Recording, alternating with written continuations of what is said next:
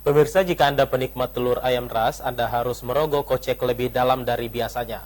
Pasalnya menjelang perayaan Tahun Baru 2022, harga telur ayam di pasaran meningkat cukup tajam.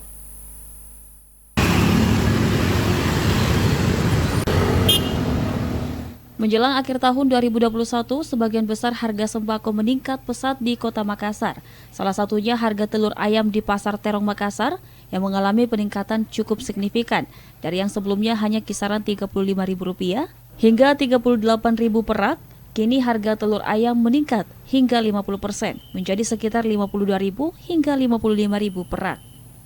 Salah seorang pedagang di Pasar Terong Makassar, Yuni, mengatakan kenaikan harga telur ini terjadi sejak 2 minggu yang lalu. Pedagang menduga kenaikan harga telur akibat banyaknya bantuan sosial ke masyarakat, sehingga mengakibatkan peternak menaikkan harga penjualan telur. Selain itu, permintaan pasar selama momentum perayaan Natal Tahun Baru juga menjadi andil kenaikan harga sejumlah kebutuhan pokok. Sekarang telur ras itu 55, ada yang paling murah itu 52. Oh, berapa harga sebelumnya Ibu? Sebelumnya 35. 35. 2 minggu yang lalu 35 38. Sejak 2 minggu yang lalu berarti naik di Ibu. Kira-kira Ini kenaikan karena banyak bansos. bansos. Jadi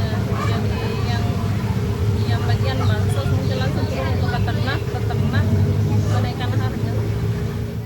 Yuni mengaku akibat meningkatnya harga telur ayam yang ia dapatkan dari pemasok di daerah Sidrap dan juga Camba, pembelinya menjadi berkurang.